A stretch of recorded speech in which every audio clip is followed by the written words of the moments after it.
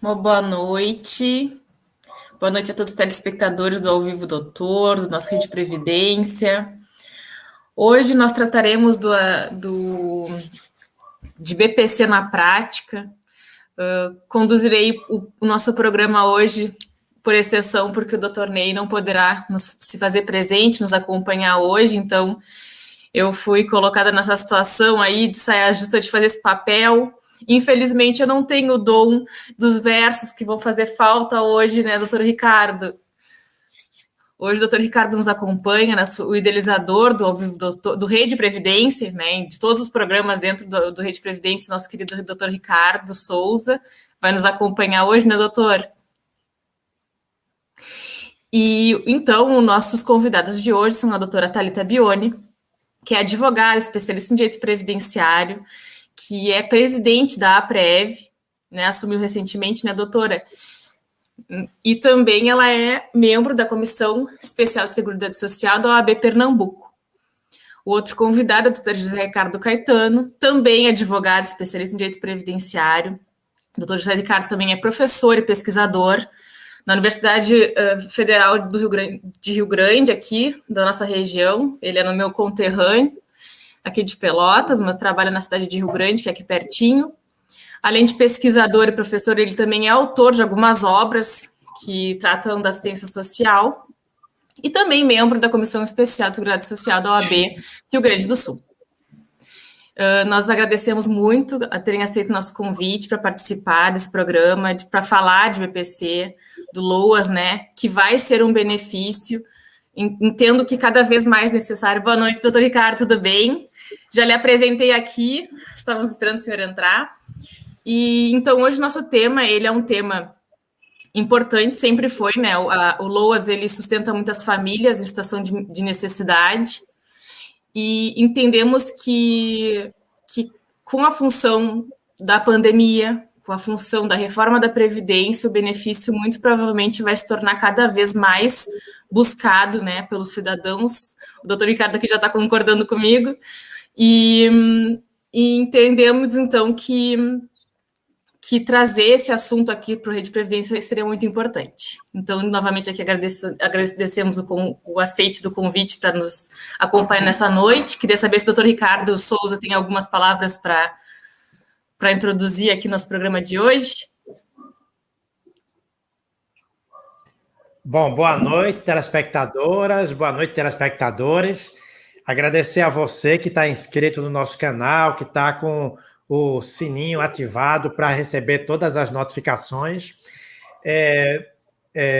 Você é muito importante, o nosso canal é um bebezinho, mas já está crescendo, já está ganhando musculatura, eu não me canso de dizer isso, né? A gente já superou a marca de 780 vídeos e com profissionais de norte a sul do país, da maior magnitude. Hoje nós temos 2 pessoas de Pernambuco, eu e a doutora Thalita, e 2 pessoas do Rio Grande, né? Nossa comandante, Helena Laranjeira, genialíssima, né? Hoje comandando, substituindo à altura o nosso querido Ney Araújo, nosso brilhante Ney Araújo. Dá as boas-vindas para o convidado José Ricardo Caetano Costa, né? Um abraço para a população de Rio Grande, um abraço para a população também do estado do Rio Grande do Sul. Dizer que é um prazer estar sob o seu comando, doutora Helena, e saudar também a doutora Thalita Bioni, parabenizar pela presidência, pela eleição da presidência da APREV, e também saudar toda a categoria em seu nome. Já tem aqui as pessoas dando boa noite. Rodrigo Emery já colocou só aguardando para aprender um pouco com as feras da Previdência, né? Ele disse que as perguntas já estão prontas aqui. Pode mandar as perguntas, Rodrigo. Boa noite. Rodrigo Selle também está dando boa noite. Rita Souza dando boa noite. E agora é com a senhora, doutora. Boa noite a todos. Primeiro, eu quero agradecer a vocês pelo convite, a Rede Previdência, né, direcionada aí pelo doutor Ricardo Souza, um grande entusiasta do direito social, né, E doutora Helena Laranjeira, muito obrigada também pelo convite. Doutor José Ricardo, que eu não conhecia, né, estou conhecendo agora aqui ao vivo. Obrigada pelo convite e vamos aí tirar dúvidas do pessoal e esclarecer sobre tudo sobre o BPC na prática.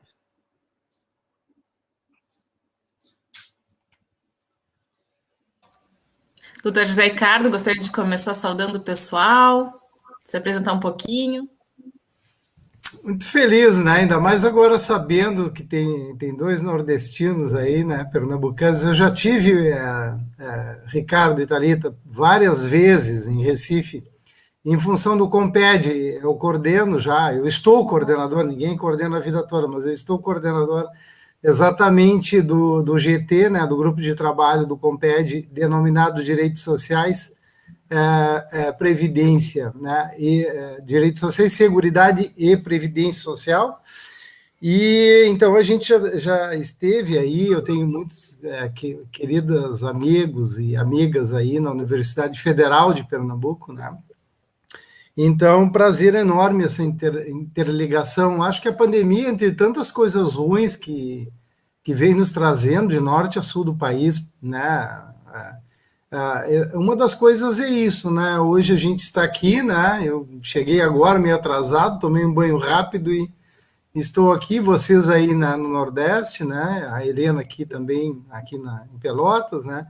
Então, eu acho que isso é muito interessante, eu acho que isso é uma das coisas que a gente, né, realmente descobriu e solidificou, né? Como é bom, né? Quem está em casa agora, já saudando quem está nos... Eu acho que isso é muito interessante. Eu penso que essas experiências nossas, né? Porque a gente eu, né, estou na academia há muitos anos, é muito oneroso um deslocamento, né? A gente sempre gastava muito todo ano para ir aos eventos, né? Então hoje a gente consegue fazer isso, essas interlocuções, né? Inclusive nós fizemos, né, Helena, agora essa semana aqui com a doutora Mariana lá em Portugal, né? Eu fui mediador no nosso GT de assistência social. Fizemos uma interlocução bem interessante com Portugal, né?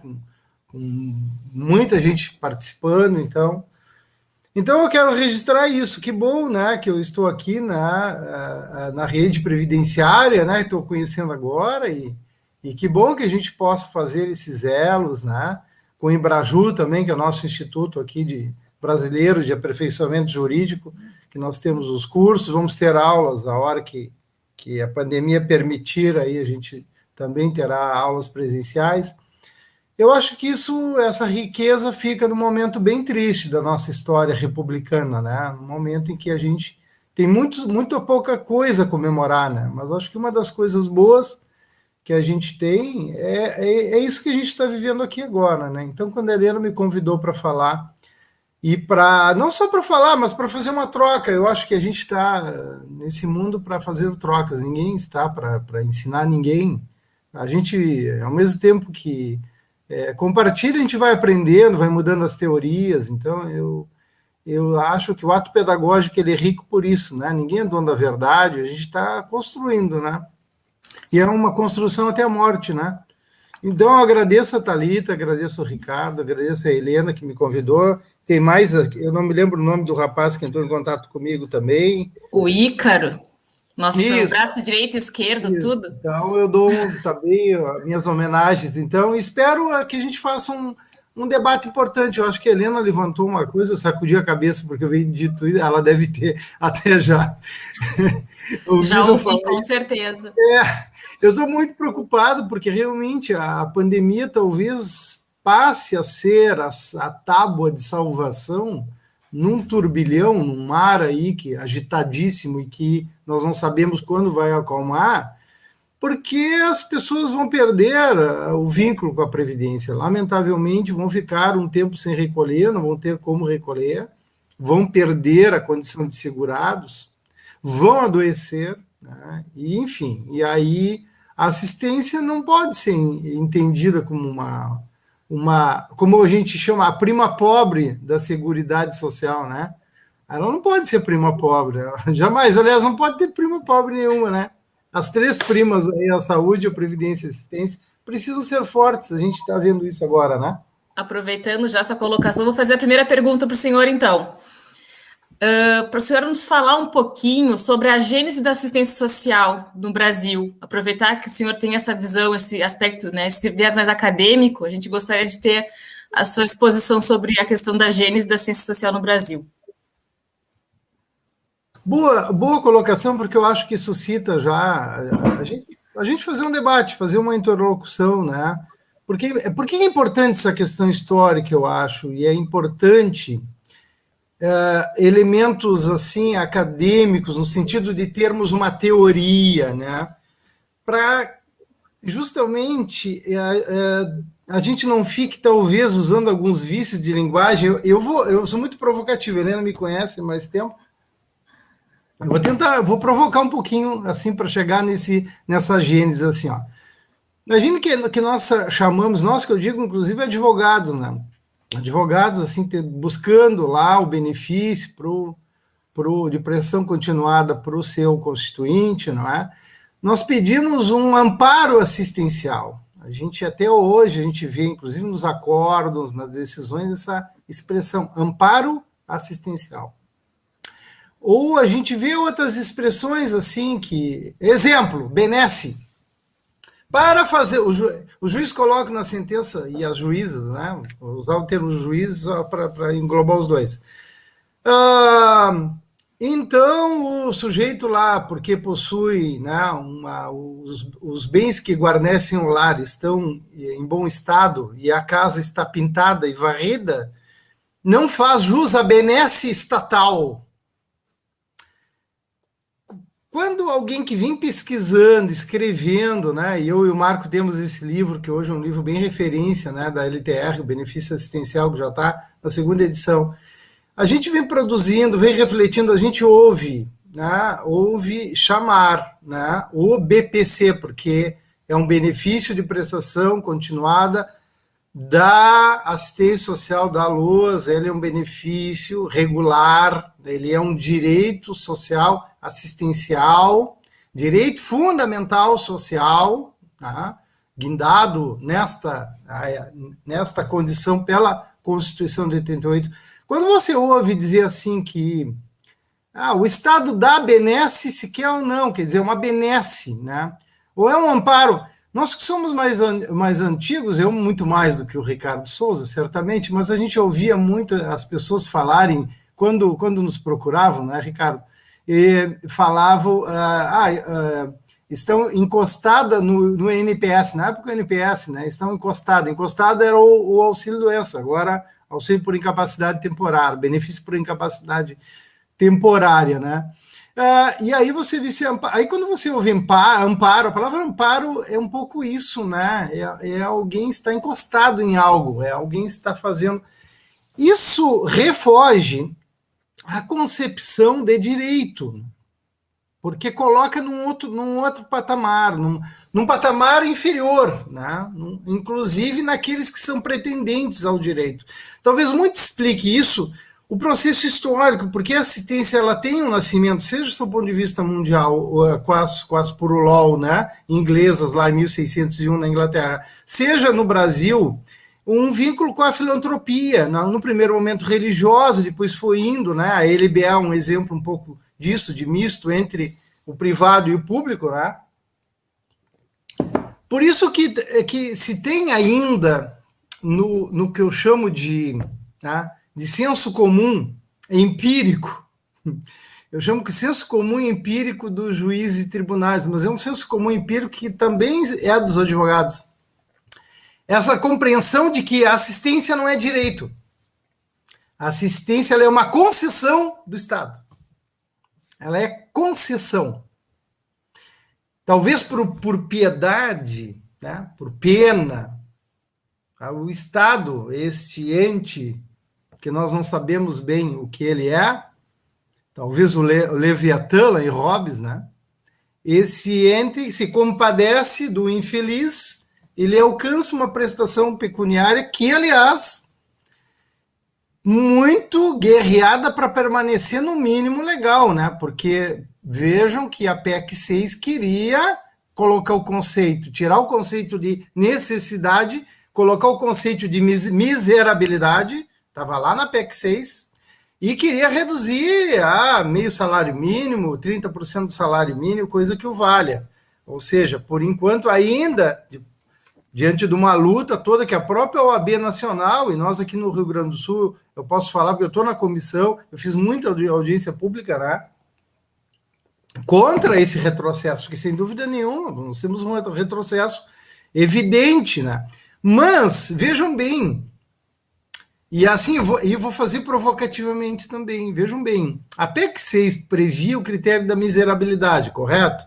Não vingou, não foi isso que resultou da emenda constitucional 103.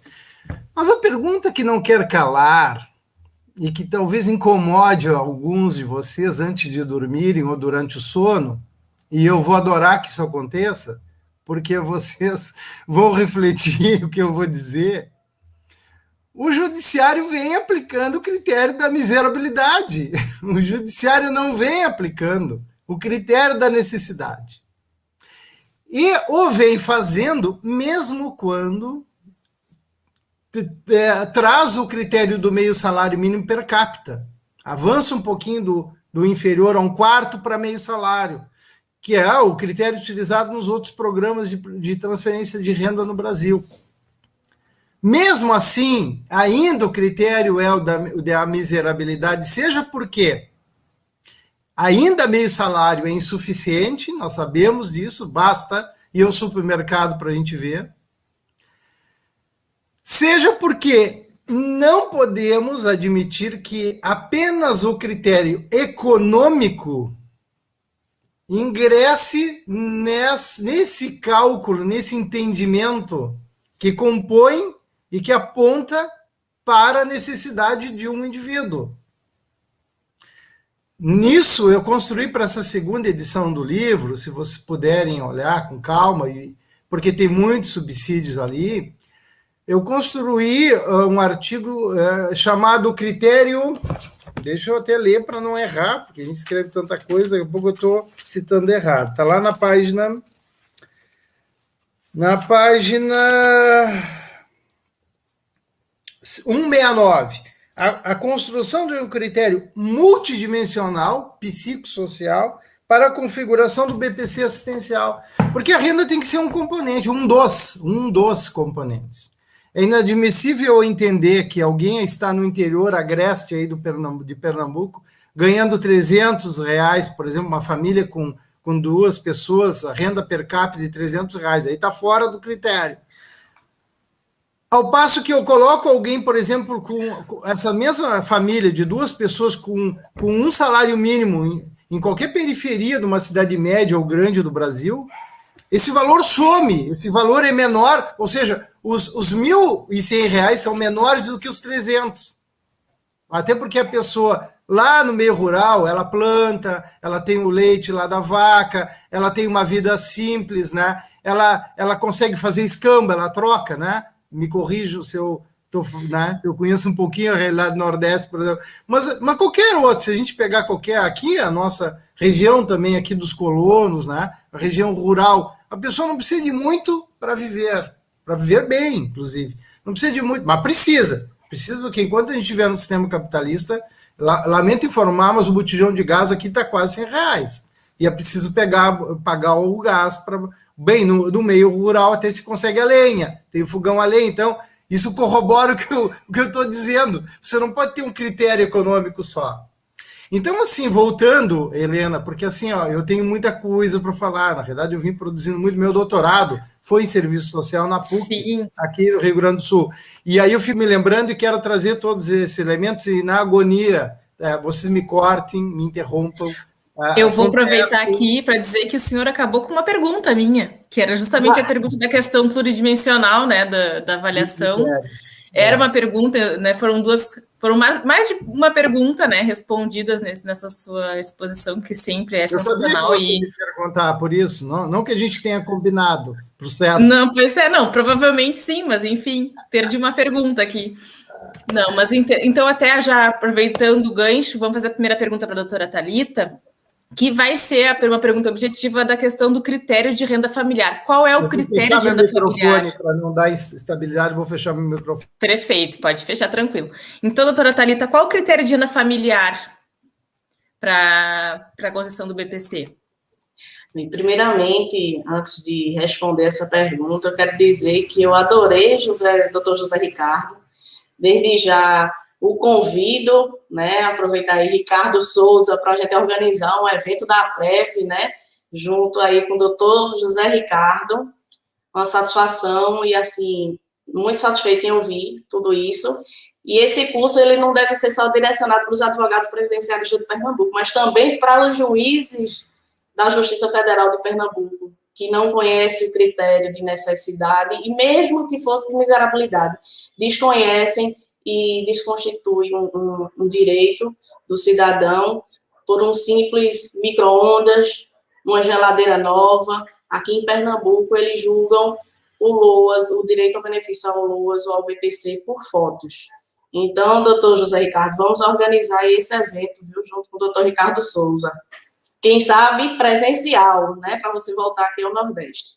E respondendo, doutora Helena, o critério hoje está diferente do ano passado. Até 31 de dezembro, a gente tinha um requisito de além da deficiência ou da questão idade, né, idoso acima de 65 anos, a gente tinha um critério igual ou inferior a um quarto salário mínimo, até 31 de dezembro. E aí veio uma medida provisória, a 1023/2020, que mudou esse critério para abaixo de um quarto salário mínimo. Está lá na lei, nessa medida provisória que alterou a lei de assistência social, né?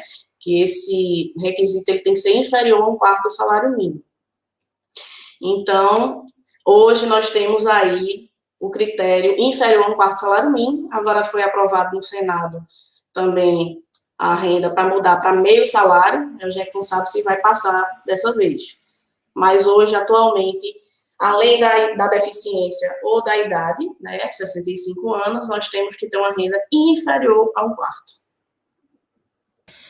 E, doutora, o judiciário entende da mesma forma? O INSS vai pela legislação, né, cobra um quarto, e existe uma relativização desta renda, tanto no setor administrativo quanto no judiciário. Como é que é possível, né, relativizar esse valor? Existe a possibilidade? Na via administrativa, doutora Helena, existe uma ação civil pública, que na verdade eu não me recordo o número, mas existe uma ação civil pública que permite que se tire dessa renda gastos com remédio, né, com energia, com aluguel, com tratamento de saúde em si, né, do idoso ou do deficiente, se retire esses gastos da renda, e aí a gente consegue chegar num valor menor.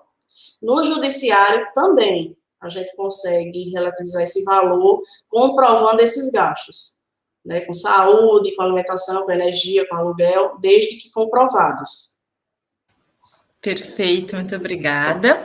Então, vamos partir para a segunda pergunta para o doutor Ricardo, que trata da perícia biopsicossocial, que eu também sei um assunto que ele gosta, né? Como é que tem sido aplicada a perícia biopsicossocial? Ela está sendo aplicada adequadamente, doutor? Pois é, não é? A Helena sabe, me acompanha, né, nessas minhas andanças aí, e sabe que eu venho trabalhando já nos últimos 5 anos nessa dinâmica da perícia biopsicossocial, que nada mais é do que um resumo muito apertado de você entender. É difícil fazer resumo apertado da perícia biopsicossocial, eu preciso falar um pouquinho mais. Eu não vou fazer resumo apertado nenhum, porque é impossível, não dá. Tá? Vamos pensar o seguinte, vamos pensar assim. A Convenção de Nova York, ela é de 2007, né? Ela entra, o Brasil ajudou a construir, levou 5 anos construindo a convenção, o texto, né? Foi signatário e ela entra no nosso sistema com status da emenda constitucional. Na realidade, o primeiro tratado que ingressou, que eu saiba até então, é apenas este, a convenção, né? de 2007, ela entra e ela faz um estrago bom no nosso sistema, inclusive no LOAS, a Thalita depois pode até confirmar isso, enfim. Por quê? Porque quando nasceu a 8742, 93, ela colocava um condicionante de deficiência como aquela pessoa que era incapaz para os atos da vida civil, o AVC, né, que não é o AVC, é outro, né, e incapacidade para o trabalho. Vejam bem que coisa, que dois critérios bem terríveis isso, né? A começar pelo último, né? Se as pessoas que buscassem o BPC trabalhassem, BPC assistencial, elas não buscariam, porque não tem absolutamente nada a ver com trabalho. É ao contrário. O benefício assistencial é porque não trabalha. Ou porque trabalha, e no caso do deficiente, tem uma perspectiva de se habilitar para outros mistérios e tal. Mas a perspectiva não é o trabalho. Infelizmente, até na seara administrativa, né, doutora Thalita, a maioria dos peritos no INSS faz a avaliação dentro da perspectiva biopsicossocial, porque ela foi efetivada, mirando o mundo do trabalho. E aí dá errado, aí é um desastre. Né? E aí, pegando o critério da incapacidade para os atos da vida civil, você acaba restringindo, porque o cidadão, a cidadã que passa a ter direito ao BPC assistencial, ele realmente tem que ser um pária, tem que ser um alijado da sociedade. Ele é um não cidadão. Ele tem que ser um não cidadão para ter direito ao benefício que é de cidadania. É de pirar. Para tudo que eu quero descer. Ainda bem que alguns dizem que a terra é plana, me facilita. Por um lado, porque também fica mais fácil de eu cair e não tem como eu voltar. Bem, a convenção vai dizer que não. A deficiência entra numa outra concepção. Deficiência é incapacidade duradoura. Nós regulamos como 2 anos ou mais. Quem é o deficiente? Quem tem apresenta qualquer dificuldade em função de alguma patologia sensorial, mental, intelectual, né? Problema de saúde, ou seja, a questão não é a incapacidade do trabalho, mas sim a falta de saúde que, com outras barreiras aí, confrontando com outras barreiras, acaba tornando ele incapaz de forma duradoura. O Brasil regulamentou, como eu disse, 2 anos ou mais. Isso fez alterar o conceito do benefício assistencial, de quem é o deficiente para o benefício assistencial. E isso foi consolidado no Estatuto do Deficiente, né, na Lei 13.146 de 2015, foi consolidado a perícia biopsicossocial, ou seja, a avaliação médica para avaliar toda a questão da patologia, e a social, preferencialmente por assistente social, porque quem tem prerrogativa de fazer o estudo social, né? Exatamente para quê? Juntando esses componentes, ou seja, vendo a questão das patologias e somando com as barreiras, pudesse ter o quê? A perícia biopsicossocial como modus operandi na verificação desta incapacidade duradoura. Isso foi fantástico, porque isso acabou nos permitindo que a Lei Complementar 142 do Estatuto da Aposentadoria Especial do Deficiente, que vem em 2013, né, ela siga esse mesmo modelo. A Previdência tenta fazer, a Previdência não só tenta, como a Previdência faz.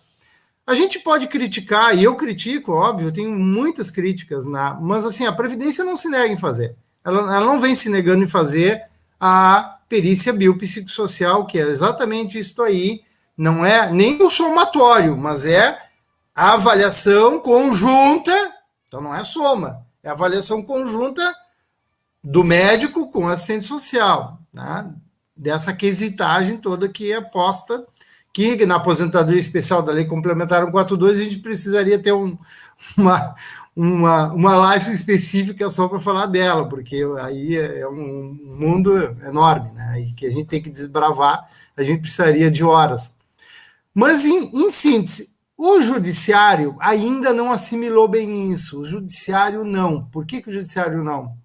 E é uma grande contradição, né? Porque como é que a gente pode entender que, no caso de deficiência, tá? Ou leia-se incapacidade duradoura, 2 anos ou mais, a Previdência vem fazendo a perícia médica e a social, com todas as críticas que a gente possa fazer, mas faz. E nos juizados especiais federais, esta ferramenta que vem servindo, infelizmente, lamentavelmente, como uma forma de fazer, de dar acesso ao judiciário. Vejam que eu não estou falando acesso à justiça. Estou falando de dar acesso ao judiciário, ao poder judiciário, às pessoas vulneráveis e pobres no país, de norte a sul do país, que não têm condições de pagar um bom advogado ou que não têm, que ficam amarradas em função dos 60 salários mínimos da competência absoluta dos chefes, né? E não faz por quê? Principalmente porque usa uma súmula, com tantas outras que podia usar da TNU, a súmula 47, a 48, a 78, a 80, eles usam a 77. O que eu lamento começar é porque eu adoro o 7, né? E o 7 é meu número cabalístico. E essa súmula tem uma pareja de 7, do 7. E ela justamente diz que se não for avaliada a incapacidade por trabalho, para o perito médico, não é preciso fazer mais nada, não é necessário avaliar mais nada. As denominadas condições sociais e pessoais. Com isso, o juiz acaba fazendo a perícia médica, e o médico, na realidade, o médico, ele acaba ditando a sentença. Eu até arrisco a dizer que nessa modelagem dos chefes, nem precisa juiz. Me desculpe, eu não quero agredir o judiciário. Aliás, não, para mim o judiciário sempre é parceiro, o judiciário precisa estar aí. Se o judiciário não está aí, as pessoas vão fazer justiça com as próprias mãos. Então, tá? Não é porque a gente adora o judiciário até, a gente pode não adorar o judiciário, mas a modelagem do Estado moderno, aonde ficou proibida a justiça com as próprias mãos, é o judiciário provocado que precisa dar a resposta, porque é o judiciário que faz essa paz social. Então, bem, o judiciário, os chefes, notadamente, não estão fazendo a perícia biopsicossocial, louvado, especialmente na súmula 77 da TNU, que eu já disse, para todos os institutos, inclusive eu pertenço ao EPREV também, já disse que a gente precisa fazer um movimento para revogar essa súmula aí. Ela é terrível, ela é nefasta, porque ela fere especialmente os deficientes. Tá? Por quê? Porque o perito médico só, ele não tem condições de avaliar. A questão é essa. Também não tem nada contra os peritos. Ao contrário, para mim, os peritos são fundamentais, mas eles são insuficientes. A perícia médica, ela por si só não dá conta desse universo. E não dá conta por uma razão básica. Assim como o juiz não sai do gabinete dele, nem pode sair de tanto trabalho que tem para fazer uma inspeção em loco, para fazer uma inspeção judicial, o perito não vai sair do gabinete dele. Aliás, se ele sair, ele vai demorar mais do que os 10 minutos, que é o que geralmente ele usa para fazer esses laudos, tudo padronizado e pronto, que geralmente eles fazem. Tá? Sabe, doutor, eu vou lhe interromper. Eu falo os meus... Depois eu vou seguir com uma pergunta para a doutora Thalita, mas eu vou aproveitar para dizer que essa questão da perícia, do perito sentenciar o processo, eu venho dizendo nas minhas posições quando eu falo de benefício por incapacidade, porque é preciso ter-se em mente que o perito médico, ele é para analisar as questões médicas, né? E isso no benefício por incapacidade também acontece muito, porque o benefício por incapacidade é um conceito jurídico. Não é uma questão médica, né? O médico deveria avaliar o paciente pelas questões médicas, né? Pelas questões de saúde. E não, ele faz uma avaliação dizendo que a pessoa está incapaz para trabalhar. É perguntado, inclusive, às vezes, de questão de capacidade social, se tem a questão da reabilitação. E isso quem deve fazer esse cotejo, né, doutor Ricardo? No caso, inclusive, talvez até no benefício por incapacidade, deve ter uma assistente social trabalhando junto, sim, porque a incapacidade por trabalho não é só uma questão médica, E isso é um erro grande, grave. Infelizmente, todos os benefícios de LOAS praticamente vão cair no GEF, inevitavelmente, que é outra questão que não se entende, né? Que é a questão da competência absoluta desses GEFs em função do valor, isso não existe. São causas complexas e por isso já por si só não deveriam, né, ser julgadas por juizado especial, que é um juizado que não tem ampla produção de prova, e isso é muito grave em situações como benefício por incapacidade de LOAS, que se precisa, né, de uma produção de prova justamente mais extensa e mais específica. Então, vai aí que a gente aproveita a exposição do Dr. José Ricardo também para benefício por incapacidade. Mas não me delongando muito, vou perguntar para a doutora Thalita, né? Doutora, pode mais de uma pessoa numa mesma família receber LOAS? Helena, é interessante essa pergunta, porque muitos acham que não, né? Muita gente acha que só uma pessoa naquela residência pode ter direito a um benefício de prestação continuada. Mas eu, por exemplo, eu tenho um exemplo no escritório, que 3 pessoas da mesma residência recebem o BPC. 3 irmãos têm problemas psiquiátricos e recebem um LOAS. Até o próprio, eu falei do caso deficiente, mas também o próprio Estatuto do Idoso prevê que se um idoso recebe o LOAS, o outro idoso que mora junto com ele também pode receber, ou até o outro deficiente. E nesse caso, que foi bem específico, eu tenho até hoje gravado na minha cabeça o nome da cliente, porque é bem interessante, é Rênia Renata, não tem como você esquecer. E ela cobrava tanto o resultado do processo, que hoje ela é, assim, um cliente marcado no escritório, marcado no sentido positivo, né, porque foi uma cobrança grande, um trabalho muito bem feito no juizado, foi até em Salgueiro, é uma cliente que mora em Belém de São Francisco, no interior, no sertão pernambucano, e que deu certo. O irmão dela requereu no INSS e foi deferido. Quando ela foi requerer, o INSS negou.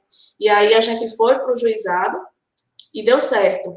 E o terceiro irmão, a gente disse, pode ir para o INSS que vai dar certo, eles vão deferir. Ele foi para o INSS e o INSS negou. E aí a gente fez um simples recurso administrativo que foi provido. E a gente, inclusive, citou a decisão judicial da Rênia Renata. Então, assim, é possível, porque a renda do idoso ela não vai contar, né, se for um idoso, e por analogia a do deficiente também não. Então, é possível que mais de uma pessoa do grupo familiar receba o LOAS. E aproveitando o gancho também, só para saber como é que é o entendimento, quando uma pessoa recebe uma aposentadoria por invalidez um salário mínimo, por exemplo, sendo idosa, também, nesse caso, também existe... Sim, tanto a aposentadoria por idade ou a aposentadoria por invalidez, a gente consegue judicialmente excluir essa renda da base de cálculo para o LOAS.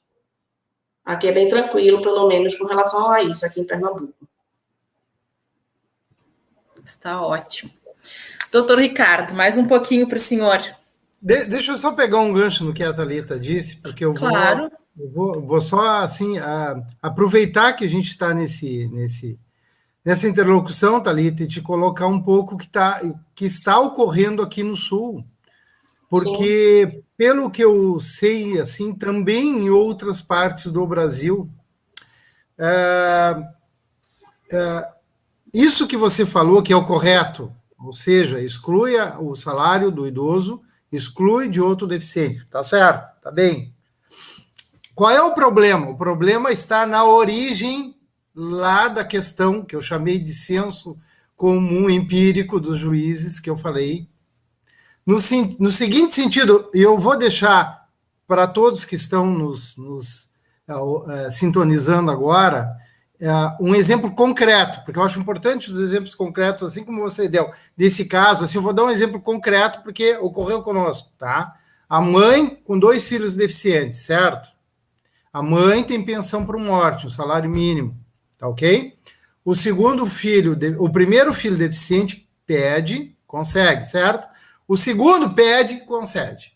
Você tem uma família com uma renda de R$ 3.300, o que, para a realidade brasileira, é uma renda boa, para a nossa realidade. Não que esse valor seja, ninguém fica rico, ainda mais com 2 deficientes, porque os gastos que o SUS não cobre são enormes para quem tem 2 deficientes. Eu sempre que acompanhei o caso dela. E ela me mostrava os gastos. Então, assim, aparentemente, 3.300, o que, a princípio, é um valor muito bom, acaba não sendo. Mas, de qualquer sorte, o que aconteceu? A mãe conseguiu ir organizando a casa, inclusive dando um notebook para cada filho deficiente, porque eles não saíram de casa, a diversão deles eram deu uma TV de LED. Eu acho interessante, eu gosto sempre da palavra LED, porque nos julgados, nos acordos, aparece assim, TV de LED. Eu fico pensando as pessoas irem no mercado, irem na internet e procurar uma TV de válvula, né, de tubo. Mas é interessante porque os julgados, eles frisam e botam lá em destaque, né? Possui 2 TVs de LED. Aí, bem, vai ver que ter TV de LED, o deficiente não pode, o pobre não pode ter, o rico pode ter uma em cada quarto, né, em cada peça da casa. Aliás, pode ter vários banheiros, sem problema que não tem, não, mas o pobre não. Aí, o que aconteceu? Vem a revisional dos 2 anos, vem o pente fino, que o pente fino está ocorrendo também nos benefícios assistenciais. Para quem não sabe, não é só nos benefícios por incapacidade, o LOAS também. E a gente está vendo, inclusive agora em plena pandemia, eu estou vendo absurdos, pessoal, absurdos. E aí um deles perdeu. Por que perdeu? Porque aí foi feita uma avaliação social e constou que cada um tinha uma TV de LED sublinhado, porque, como eu disse, TV de LED tira o direito assistencial, não faz jus à benesse aí, e tinham também um computador, inclusive na sentença o juiz frisou isso aí, que eles tinham um computador, um notebook, cada um tinha um. Então, assim, Thalita, em que pese ser excluído, numa avaliação social, e aí, às vezes, os assistentes sociais, eles têm, eu até gravei ele é num curso no Ibraju, que se chama isso, a desconstrução dos laudos sociais, justamente questionando isso, um curso longo, de mais de 3 horas, tem 8 módulos. Por quê? Porque eu trabalho justamente tentando demonstrar isso, os assistentes sociais não estão se dando conta, quando respondem esses quesitos, eles não estão se dando conta, porque os juízes têm usado esses quesitos para negar o direito. É o caso dessa mãe com os 2 filhos deficientes, um perdeu, judicialmente perdeu administrativo e perdeu o judicial, porque a avaliação social colocou eles numa situação, né, de não miserabilidade. Porque aqui no Rio Grande do Sul, tá, não sei aí como está em Pernambuco, aí nos demais tribunais, aí você tem o TRF1 aí, né? O 5, perdão, o 5. Eu não sei como é que está no TRF5, mas aqui tem um quesito lá no final do laudo dizendo o seguinte: apresenta sinais de miserabilidade, isso é quesito do juiz.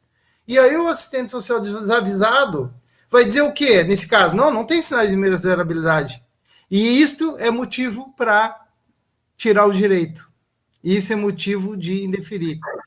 E tive casos assim, Thalita, só para fechar o raciocínio, tive casos em que as pessoas, por exemplo, com um deficiente, conseguiram comprar um carrinho antigo, um carrinho lá, e estão pagando mensal. Por quê? Porque o valor até dá. Uma prestação de 150, 200 reais, as pessoas conseguem botar e conseguem pagar. E o carro serve, inclusive, para transporte, inclusive para lazer, porque também o lazer aparece como Deus o livre. Se está no Facebook, foi numa praia, imagina, deficiente ir à praia, está gozando da benesse, do amparo, para ir à praia. Isso é crime. Manda prender. Não, melhor do que mandar prender, você tira o benefício. Tá? E aí, exatamente, o que acontece? Na avaliação lá, vai perder. Eu, com coração partido, falo isso para vocês e para quem está nos assistindo agora. Eu falo com coração partido porque nós estamos com isso desviando a finalidade do benefício assistencial, que é exatamente a inclusão social.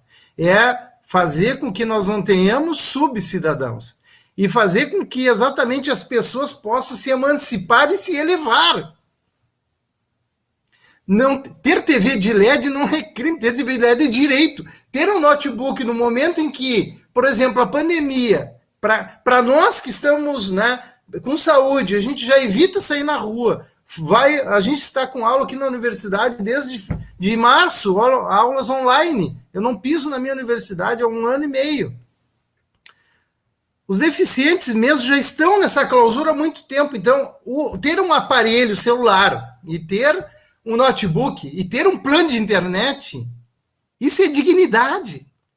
Isso é você ter cidadãos. Tá, eu sei, eu já estou passando. Não, eu estou concordando aqui, dizendo assim, ó, a dignidade da pessoa humana está no primeiro artigo da Constituição Federal. Lazer está no 6º. Né, doutor? Mas que diacho, só para fechar, que diacho, por que o artigo 203º diz que todo mundo que tem necessidade tem direito, faz uso da assistência social, por que me julgo com o critério da miserabilidade? Por que o judiciário não dá o exemplo? Por que o judiciário não cumpre a Constituição? Se cabe a ele cumprir. Se a Previdência tem o critério do inferior a 1/4, bem, critério administrativo, política de governo muda, tá bem? Mas a política de Estado não podia mudar. Tem que fazer cumprir a Constituição. E o Supremo perdeu o bonde da história, teve a oportunidade de definir isso também e não definiu. Disse em síntese no julgamento, né, lá histórico, naquele mandado lá, que, na realidade, enquanto não tiver um outro critério, esse é o critério. Bem, lavou as mãos, né, lamentavelmente. Se eu posso fazer um gancho ainda, doutora Helena? Claro. Com relação ao doutor José Ricardo, perfeito. Assim, o juiz, o judiciário, eles criaram um critério próprio, né, de julgar pelas fotos. Eles têm um fetiche por fotos, pelo menos aqui em Pernambuco, e estou vendo que aí no Sul também, que chega uma foto no processo, tem cerâmica na casa, tem uma TV de LCD ou de LED, um micro-ondas, uma geladeira nova, não é miserável, não tem necessidade e não faz jus ao benefício. Eu me lembrei de um curso, de uma palestra que eu assisti de Lázaro. Ele deu um exemplo prático de um colega dele que sentenciou um processo de loas por causa de um pote de Nutella em cima da mesa que estava na foto e o benefício foi negado. Quem disse, onde é que está na lei, que eu não posso ter um pote de Nutella na minha casa? Pode ter sido me dado, eu posso ter pego o único dinheiro que eu tinha e ter comprado um pote de Nutella porque eu queria comer Nutella, eu posso ter achado o simples pote no lixo e levei para casa. Então, assim, não existe na lei esse requisito, essa exigência, e a gente tem que fazer cumprir a lei, que é o quê? Renda per capita inferior a 1/4 do salário mínimo. Apenas isso. E aqui o judiciário criou uma lei própria, e infelizmente a gente está aí com o julgado é interessante. É o judiciário Nutella, doutora, tá certo? O judiciário Nutella. É por isso que eu, na minha advocacia, e dos colegas que eu conheço também, que atuam com a gente foge do judiciário com relação a loas, exceto esse caso da Reina Renata que eu falei, concessão de loas, a gente vai para o INSS. Negou, ou a gente pede novamente, porque a pessoa pediu errado ou juntou a documentação errada, a gente pede novamente, ou faz um recurso administrativo. Mas o judiciário hoje está difícil de combater essa lei própria que eles criaram de miserabilidade ou necessidade, julgando-se apenas por fotos. E lembrando ainda, doutor José Ricardo, que quem vai na casa do cliente, para a fase do cliente nosso, que recebe o que está pretendendo loas, não é nem um assistente social, é um oficial de justiça, né? Então, aí onde é que fica? Aí é crime, né? Você tem que começar, a OAB tem que começar a denunciar. Eu vou até dar o artigo, vou procurar aqui enquanto vocês falam. Isso é crime. Aí no Sul, no juizado federal, na Justiça Federal, é um assistente social que vai? Porque aqui em Pernambuco, quem vai na casa fazer a avaliação social é o oficial de justiça. Não tem assistente social para isso. Faz inventário, então, né? Ele não faz avaliação social, é inventário de bens. Exato. Doutor Ricardo, tá precisando falar, né, doutor? Eu sei. Desculpe, é que o negócio ficou quente aqui, foi jogando para um, jogando para outro, eu quase me esqueci aqui. Geralmente é o doutor Ney que faz isso. Na verdade, eu não queria falar, não. Eu só é porque tem coisa do público, porque eu estou aqui deslumbrado. Sim, justamente. Com os aprendizados de José Ricardo e de Thalita, né, combinando aí as duas visões, as duas realidades, as duas formas.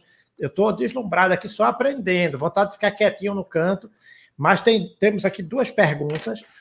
Eu vou só pedir licença para dizer que eu tive o prazer de ter sido o primeiro presidente do IASC, que é o Instituto de Assistência Social e Cidadania do Recife, quando se extinguiu a Legião Assistencial no modelo assistencialista e de primeira-dama, primeiro-damismo, tentando buscar a assistência como política pública, né, como afirmação de direito como política pública. E foi um aprendizado, foi uma pausinha no meu processo, na minha carreira previdenciária, mas foi um aprendizado riquíssimo. Então, eu não poderia deixar aqui de saudar todos os profissionais da política pública da assistência social.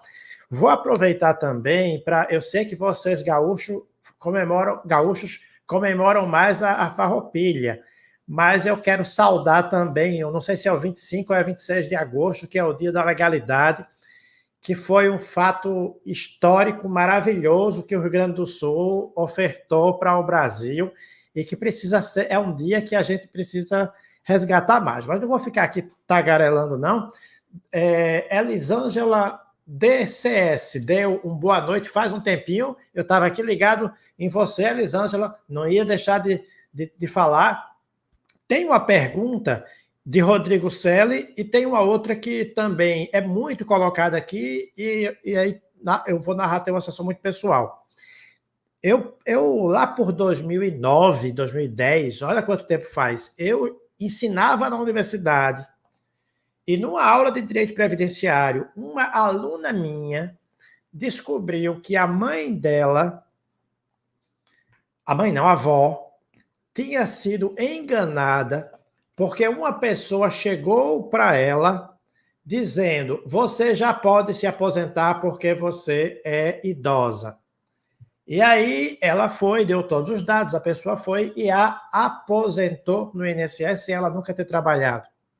E aí eu, dando a aula, a aluna descobriu que a avó tinha caído numa fraude.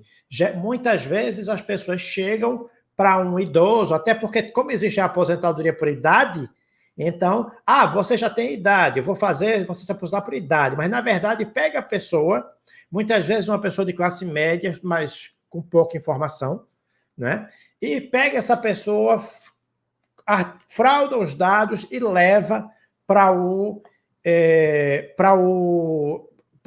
benefício de BPC-LOA sem que a pessoa esteja naquela condição.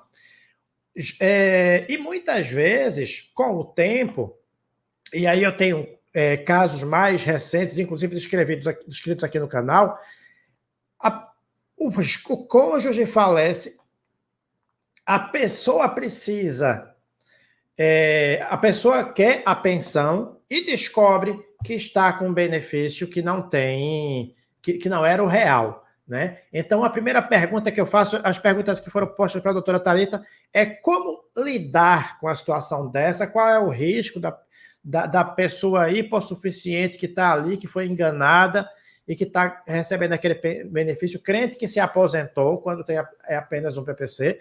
E aí também tem a pergunta de Rodrigo Selle. Professora Thalita, sobre a renda, a senhora já valeu-se da portaria 1282 de 2021 no INSS? Boa noite, Rodrigo, tudo bom? Veja, essa portaria trata justamente da ação civil pública, da qual eu não me recordava o número, né? Que é justamente sobre as despesas. A gente se vale sim dela, junto à comprovação lá no requerimento administrativo para diminuir esses gastos da renda. Ricardo, e com relação a essa questão, pense que o advogado sofre quando aparecem essas causas, viu? A gente tem delas aqui no escritório, não posso contar o final porque a gente não teve ainda a decisão, mas já tem entendimento que aquela pessoa, aquela viúva ou viúvo, que o despachante, o advogado, ou seja lá quem for, chegou batendo na porta e disse: assine aqui que eu vou lhe aposentar. Se esse documento ele for manuscrito e assinado pela parte, aí vai ser difícil desconstituir esse BPC e essa dívida, se ela quiser ficar com a pensão. Porém, se esse documento ele for digitado e assinado por ela, e lógico, né, o grau de instrução dela for baixo, a gente até consegue desconstituir esse BPC, alegando que ela desconhecia que estava assinando uma declaração de que era separada de fato, e instituir a pensão. Mas, dependendo do caso, desconstituindo anulando, né, esse documento ou não, a gente analisa também o valor da pensão. Porque, às vezes, se for um salário mínimo, não faria diferença só por causa do 13º, não compensaria, né?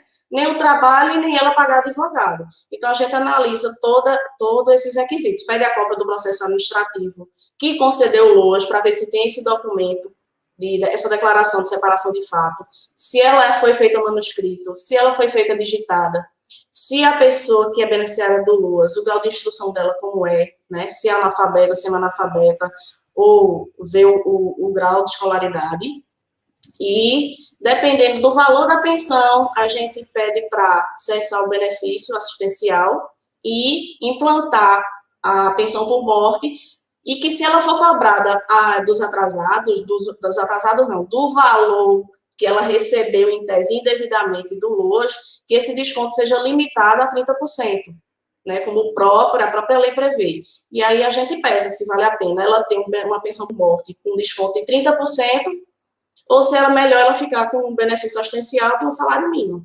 Então, assim, depende caso a caso. Mas é bem difícil, mas também tem decisão favorável, se eu não me engano, é do Conselho de Recursos, prevendo essa questão do documento ser manuscrito ou digitado, para ser favorável para a beneficiária.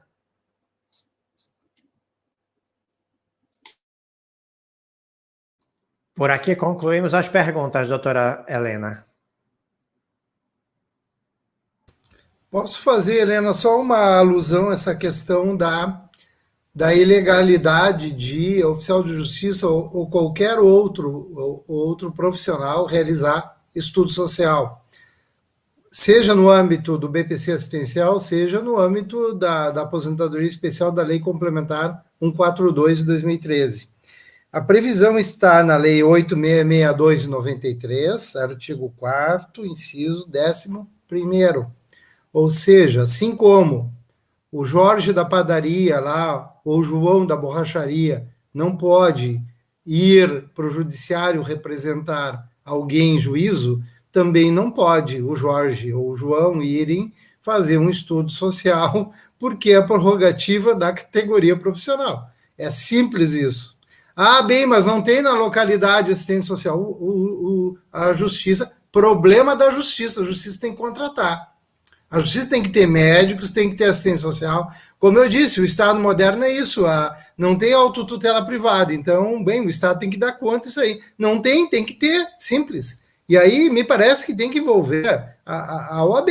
Aí tem que envolver, porque é uma questão de classe, de entidades. E a própria APREV, né? Como? E a própria APREV. Vamos anotar aqui, Ricardo, para correr, lutar para disso. Então, eu acho que São Paulo... é bem guerreira, Zé Ricardo. Como? A nossa Prév é muito guerreira.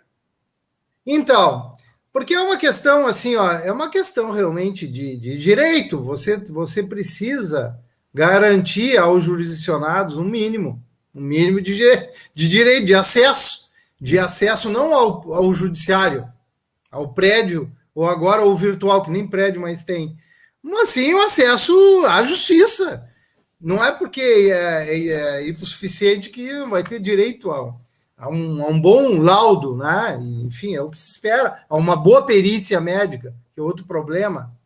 É o que se espera. Tem que cobrar, né? E a previsão legal está lá, né? Está na própria lei que regula a categoria, né? Não, e colocando também, né, doutor Ricardo, me lembrei agora das exposições da audiência pública que nós participamos juntos lá em Rio Grande. É muito importante se dar conta que todo o valor da assistência social, né, do benefício que o Estado paga para a pessoa, né, esse valor todo se reverte para a economia dos municípios, né, porque a pessoa que recebe um salário mínimo, ela não guarda um centavo, ela injeta todo esse dinheiro na nossa economia. Então, é uma forma da economia girar também. É isso que precisa ter em mente. A gente tira a pessoa de uma situação de necessidade e o valor volta para o mercado da cidade, para a loja de roupa, que também precisa de dinheiro para continuar girando. Então, é uma questão de visão social, né? Que eu acho que a gente estava falando agora dos juízes que não enxergam. A questão, por exemplo, é uma questão puramente... É uma coisa até hipócrita, né? Porque, assim, por exemplo... O INSS vai lá na perícia e diz, olha, mas assim, eles têm um smartphone. Bom, mas hoje o benefício tem que ser solicitado pelo meu INSS. E aí, faço como se eu não tiver um smartphone ou um notebook em casa? Outra coisa, eu não posso ter um carro, mesmo que super simples, como disse o doutor Ricardo Caetano, pagar uma mensalidade de 150, 200 reais, eu não posso pagar, mas eu posso gastar isso em ônibus? Deixa eu complementar aqui, Helena. Tem um caso bem singular aqui que mostra bem essa questão da concepção, né, de como o judiciário vem entendendo e aplicando esse critério, né, da miserabilidade ao invés do da necessidade. Nós tivemos uma deficiente em que a mãe muito zelosa, né, conseguiu, ao longo de 2 anos, né, que é justamente o prazo da revisional do benefício, né, conseguiu organizar a casa, assim, pintar, ela mesma pintava, comprou tinta, pintou, trocou o portão, que estava caindo, organizou direitinho, né, deu um computador, não notebook, computador desses, né, de mesa mesmo, deu para deficiente, ou seja, alterou o quadro, aquele benefício ali mudou em 2 anos a vida da pessoa. O que aconteceu quando fez a perícia, a avaliação social? Apareceu exatamente esse quadro. Inclusive as fotos, a Thalita fala, e é verdade, é feito fotos e depois as fotos impressionam para o mal, né? Não para o bem, né? Então, assim, o que constou? Na sentença e no acordo, manteve pelos próprios fundamentos, constou que a casa estava limpa e organizada. Constou que a casa estava limpa e organizada. Se constou assim, se o juiz, na concepção do senso comum empírico dele, entende que não tem direito quem tem a casa limpa e organizada, o oposto disso qual é? Que apenas quem é sujo, bagunceiro, desorganizado e que tem direito, ou seja, alguém que não é cidadão tem direito ao benefício. E aí constou que o portão estava era novo e pintado. Inclusive, as aberturas também novas. Então, não dá para admitir que alguém... Não dá para admitir porque isso é um critério de 400 anos atrás, tá? De que alguém tenha que abdicar dos direitos de cidadania para ter direito ao benefício assistencial. Sendo que, contraditoriamente, o benefício assistencial é exatamente o benefício para a pessoa ter cidadania. Mas exatamente isso. Perfeito. O crime não é esta mãe ter feito tudo isso. O crime é se ela fosse drogada, viciada, se ela tivesse comprado roupas para ela só e a criança tivesse... Ou seja, se fosse assim, ela teria continuado a receber. Na verdade, é justamente para conceder condições para a pessoa viver, né? E se ela consegue pagar uma parcela de R$100 para adquirir bens ou para pintar a casa dela, que legal que ela consiga se organizar, porque não são todos que conseguem, infelizmente são poucos, inclusive, mas realmente condenar, né, uma família a não receber mais esse benefício porque ela soube usar o benefício é um absurdo, né? Doutor Ricardo, os teóricos da assistência social vêm chamando isso de armadilha da pobreza. Há bastante tempo, tem vários escritos, eu estudei isso no meu doutorado. O que é a armadilha da pobreza? A pessoa não pode se emancipar. O pobre ele tem que estar taxado na testa que ele é pobre, miserável, que ele é carente e necessitado, que ele é um subcidadão, ele é um pária, sob pena dele não ter, ou tendo, não continuar a ter direito ao benefício assistencial. É lamentável, e eu sempre aproveito espaços como este, mesmo que nós não tenhamos ninguém nos ouvindo, não importa. Estamos nós 3 aqui, 4 comigo, e acho que a gente semear ideias, né, principalmente quando elas são boas, e no meu caso, podem ter certeza que são ideias bem intencionadas. É para a gente aprimorar isso, é para fazer exatamente que esse povo todo aí, seja deficiente ou idoso, 65 anos, né, ou mais, que necessitem da assistência social, tenham enquanto direito social. Direito social tal como foi consagrado na Constituição de 88. Não estou dizendo nada de novo. O que eu estou talvez fazendo é esse processo de reflexão a partir de um contraponto aonde isso não é respeitado, não é efetivado, né? Sabe, doutor, a gente fica feliz porque justamente o Rede Previdência é um espaço para esse tipo de debate, sim, para incitar tanto a população dos seus direitos, os telespectadores, eles são variados, eles são estudantes de direito, são cidadãos, inclusive, muitas vezes temos participação de cidadãos perguntando os seus casos, e também advogados, jovens advogados, não tão jovens advogados, nós temos realmente um público muito amplo, e é por isso que nós trazemos esse tipo de discussão, né, doutor Ricardo, discussões importantes sobre temas sempre muito relevantes e do nosso dia a dia, né, do nosso mundo previdenciário. Então, eu vou chamar vocês aqui, né, a doutora Thalita e o doutor Ricardo, para colocar suas últimas considerações, para que nós temos já estamos em 1h06 de programa, nosso programa geralmente dura em torno de 1 hora, mas realmente o debate foi muito bom, né, foi muito legal essa jogada de um lado para o outro, como disse o doutor Ricardo, do sul ao norte do país, a gente ter esse tipo de comparação muito legal. Então, a doutora Thalita, para suas últimas considerações, por favor. Gente, eu quero agradecer imensamente poder compartilhar e aprender muito. Hoje, assim, eu ganhei a noite, primeiro por ter recebido esse convite, né, da Rede Previdência, e segundo, por ter conhecido e ouvido e aprendido muito com o doutor José Ricardo. Então, assim, doutor José Ricardo, você falou dessa pandemia, que é uma coisa que está aí fazendo a gente refletir muito, é uma coisa ruim, né, um vírus horroroso que tem matado muita gente, inclusive eu tive internada, quase vou dessa para melhor, mas graças a Deus estou aqui com vocês. Mas, assim, ele veio para fazer a gente refletir como ser humano, em diversos aspectos, e para aproximar pessoas. O senhor está aí no Sul, e hoje a gente está conversando aqui com mais uma sulista e 2 pernambucanos, né? Gente, muito obrigada, estou à disposição, a Prev também está à disposição de vocês, e a gente vai esperar aqui o senhor, viu, doutor José Ricardo, seja virtualmente ou presencialmente, quero reencontrá-lo. Obrigada a todos que assistiram, viu, também, e ao Ícaro aí que deu o suporte a gente. Muito obrigada, doutor Ricardo, doutora Helena, um abraço. Obrigado, eu faço...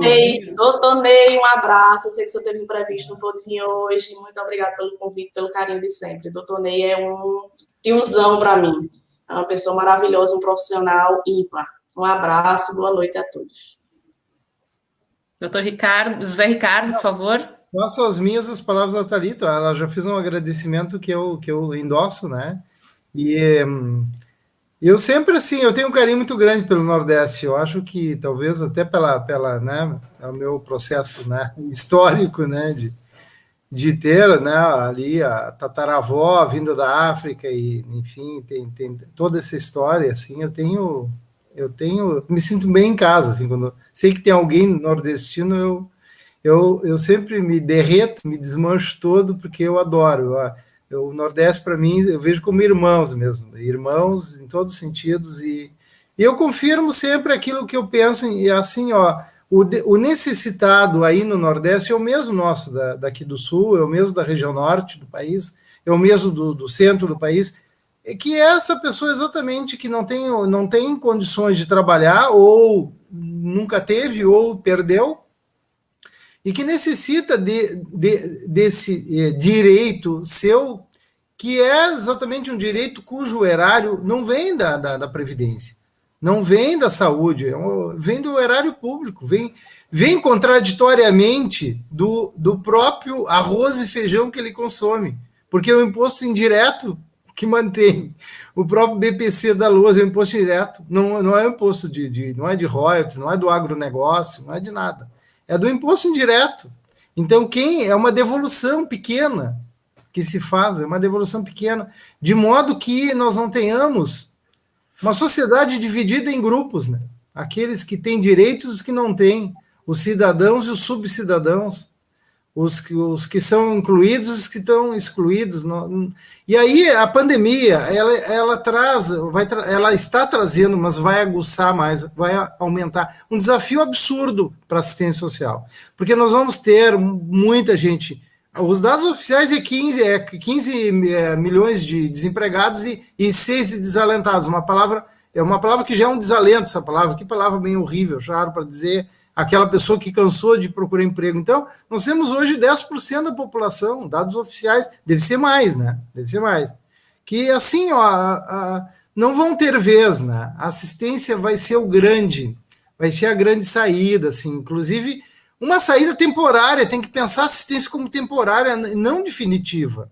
Ela é temporária enquanto a pessoa... Por isso que lá no artigo o 203º, a palavra é necessidade, mas não precisa ficar o resto da vida necessitada. Até e especialmente os deficientes, desde que permitidos, dados as ferramentas, eles conseguem trabalhar. A gente entra nos lugares, no supermercado, a gente vê os deficientes ali trabalhando, integrados, em todos os lugares. É só ter condições, é só isso. É só dar condições de ter políticas públicas de acesso. Então, a assistência é muito mais do que isso. É muito mais do que isso que estão fazendo com ela, inclusive os juizados especiais federais.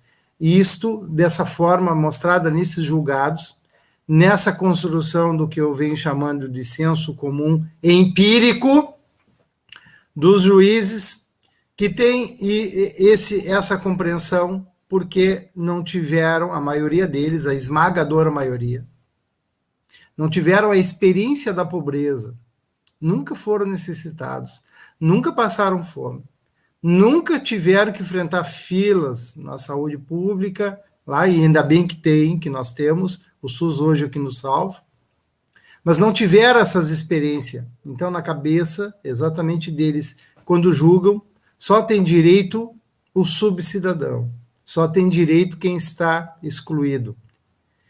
Não dá para ter mais esses referenciais. A pandemia vai exigir, porque vai aumentar muito o número dos necessitados, vai exigir uma nova postura nossa, do judiciário e de toda a sociedade. Muito obrigado. Desculpa por termos, né? Por falar muito, desculpa. Coisa de professora. Junta professora e advogado dá nisso, né? Mas aí que é bom, porque a gente consegue dar embasamento às nossas argumentações, né? Porque eu agora aqui, ouvindo o senhor falar, eu fico pensando que a gente tem que se juntar com o juiz e conversar e ter um diálogo melhor aqui. Nós que estamos juntos aqui, né, doutor Ricardo? Eu fico pensando, a gente tinha que fazer eventos com os juízes para poder, né, conversar com eles e tentar mostrar nosso ponto, porque eles estão e realmente também, que nem colocado, eles têm muito trabalho, eles não conseguem enxergar muito além daquilo. Mas nós estamos, assim, estourando nosso tempo. Doutor Ricardo Souza, algum comentáriozinho finalístico? Bem rápido, para poder lhe devolver a palavra final. Eu vou pedir licença para indicar um livro. Eu, há um mês, li um livro muito interessante. Rodrigo Emery deu boa noite, deu muito bom, falou que estava muito bom o debate. Elisângela falou que achou excelente a abordagem prática acerca do BPC. E quando o doutor Ricardo falou dos 400 anos, né, de exclusão, há um mês eu li um livro chamado Torturado, ele está bem premiado, de um jovem que se chama Itamar Vieira Júnior. E esse romance, ele fala do pós-abolição da escravatura, em que as pessoas ainda não tinham direitos sociais, os mínimos, e ficaram naquele limbo entre serem escravos ou não. E um dado interessante da época é que os donos de terra não permitiam que os escravos recém-libertos, eles iam para lá trabalhar, mas eles não podiam construir casa em alvenaria. A casa tinha que ser de taipa, né, tinha que ser de barro, para que eles pudessem ficar lá, tirando o sustento daquele espaço pequeno e trabalhando. Então, eu recomendo muito, achei um livro muito interessante, com muitos detalhes, com a descrição maravilhosa, e eu recomendo às pessoas que gostam de romance bom, de romance brasileiro, Torturado, maravilhoso. Eu quero... Primeiro, doutora Helena, foi uma honra estar neste dia sob o seu comando. Parabéns a você pelo projeto da Rede Previdência. Parabéns a Ney Araújo, né? Pessoa genial, maravilhosa. Espero que no próximo programa ele esteja já aqui de volta. Agradecer muito aos ensinamentos de Zé Ricardo e também aos ensinamentos de Thalita, parabenizar a categoria da APREV, representada na APREV, porque está bem representada por uma guerreira, por uma pessoa lutadora, uma pessoa comprometida com a classe, o que é fundamental. Então, agradecer a vocês dois que dedicaram um tempinho das suas agendas ocupadas para vir aqui compartilhar conhecimento. né? Então é muito importante pedir a você que está assistindo esse vídeo, que compartilhe, curta, se inscreva no nosso canal se não é inscrito, ative o sininho e um grande abraço, uma boa noite. Muito obrigada, doutor Ricardo, pela sua companhia de hoje. Ele é nosso idealizador do Rede Previdência, criou esse canal, é uma pessoa que está, assim, ó, além do tempo. A gente está aqui caminhando, ele está, assim, ó, 20 passos à nossa frente, com ideias e projetos maravilhosos, todos muito bem pensados. Eu acho que o Ricardo não tem só 24 horas por dia no dia dele, tá? Essa é a minha teoria. Tem que ter mais, porque o que ele maquina nessa cabeça, e tudo projetos maravilhosos, com embasamento culto, inteligente, nossa, enfim, não vou ficar aqui, vai parecer puxa-saquismo aqui, né? Mas é verdade, de coração ele é maravilhoso e eu admiro muito, conheci ele ano passado, vai fazer 2 anos, recém 1 ano e meio que a gente se conhece e admiro muito, né? Como profissional, como pessoa e tudo. Agradecer, então, a terem aceito nosso convite, terem realmente tirado um tempinho da noite de hoje para nos enriquecer com os conhecimentos de vocês. O tema ele é muito importante e vai ser cada vez se tornar mais relevante, por isso que nós trouxemos esse tema hoje aqui. E fica o meu agradecimento especial a vocês, um agradecimento especial ao Dr. Ney, porque ele também preparou algumas perguntas para vocês, ele já tinha direcionado todo o programa, mas realmente nos pôde fazer presente, ele é uma peça essencial do nosso Ao Vivo Doutor, e fez falta aqui hoje com certeza, mas nós esperamos que ele possa participar do próximo. Fica aqui um convite em aberto, que muito provavelmente nós precisaremos trazer vocês de novo, porque ficaram várias perguntas em aberto que não deu tempo de conversar aqui. Tá? Mas então eu desejo uma boa noite a todos os nossos telespectadores, muito obrigada por nos acompanharem sempre, e uma boa noite a todos.